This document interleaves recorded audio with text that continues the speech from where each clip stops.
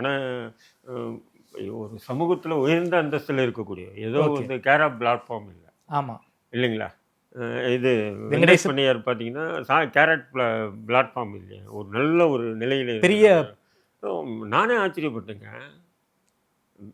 முடியாது, எப்படி முடியும், எப்படி பண்ணாங்க என்கவுண்டர் அப்படின்னு பார்த்தா கடைசியாக சிஎம் சொல்லிட்டாங்கன்ற.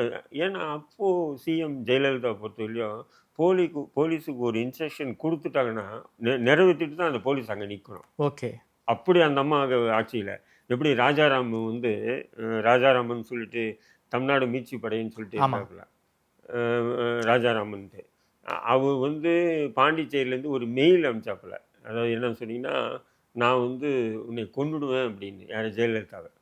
அப்போ வந்து பார்த்தீங்கன்னா கலியபெருமாள்னு சொல்லி ஒரு ஏசி, டி நகர் ஏசி தானே முதல்வர் வீடு கட்டுப்பாடு. அப்போ வந்து என்னையா அதை ஏதோ அவனுக்கு பிடிச்சி உள்ளே வச்சுருக்கீங்களாமே, உள்ளே வச்சு சோறு கொடுக்க போகிறீங்களா அப்படின்னு கேட்டாங்க. அவ்வளோதான். அடுத்த நாள் தூக்கிட்டு போய் என்கவுண்டர் போட்டாங்க. அந்த மாதிரி வந்து போலீஸ் வந்து ஜெயலலிதாவுடைய இது வந்து அப்படியே 100% கேட்பாங்க. இல்லைன்னு சுபாஷ் பண்ணியாரெல்லாம் வந்து இது வெங்கடேஷ் பண்ணியாரெல்லாம் போட முடியாது, கை வச்சிருக்க முடியாது போலீஸெல்லாம். ஏன்னா அவங்களுக்கும் போலீஸ்லலாம் ஆள் இருக்குது. நாடார் சமூகத்தை உயர்ந்த இடத்துலலாம் நிறைய ஆஃபீஸர்ஸ் இருக்காங்க, இன்ஃபார்ம் பண்ணுவாங்க, கரெக்டாக இருக்கும். அசால்ட்டாக தூக்கிட்டு வந்து எதிர்பார்க்காத இதில் என்கவுண்டர் போட்டாங்க. அதுவும் வீட்டில் வச்சு என்கவுண்டர் போட்டாங்க.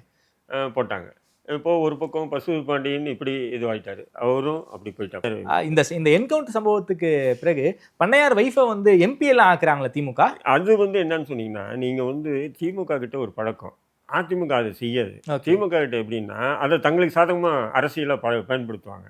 கரூரில் 41 பேர் செத்தாங்க. ஆனால் சாகிறதுக்கு காரணம் தமிழக அரசு மீது குற்றம் சொல்ல முடியாதுன்னு வைங்க ஒரு பக்கம் இருந்தாலும், அதை தங்களுக்கு சாதகமான அரசியலாக மாற்றத்தில் அந்த முதன்மையாக இருக்குது திமுக, இருக்கா இல்லைங்களா? அதேமாரி தான் நீங்கள் வந்து பார்த்தீங்கன்னா வெங்கடேஷ் பண்ணியாருடைய என்கவுண்டர் போட்டோன்னே அதை திமுக வந்து பெரிய அளவுக்கு இஷ்யூ ஆக்கிச்சு. என்னென்னா அந்த நாடார் சமூகத்து மத்தியில் நாடாருடைய வாக்குகளை தமக்கு கிடைக்கணுன்றதுக்காக தான் என்ன பண்ணுறாங்க, அவங்க ராதிகா செல்வியை தூக்கிட்டு போய் வேட்பாளரை நிறுத்துறாங்க. அவங்க அமோக வெற்றியும் ஜெயிச்சிடறாங்க அவங்க. அது என்னன்னு சொன்னால் அதிமுகவுக்கு எதிராக அந்த என்கவுண்டர் பண்ணது சட்டவிரோதம் அப்படின்ற மாதிரி திமுக வந்து ஒரு கொண்டு சரி நீங்கள் இதெல்லாம் பண்ணி கரெக்டு, நீங்கள் ஆட்சிக்கு வந்தீங்க.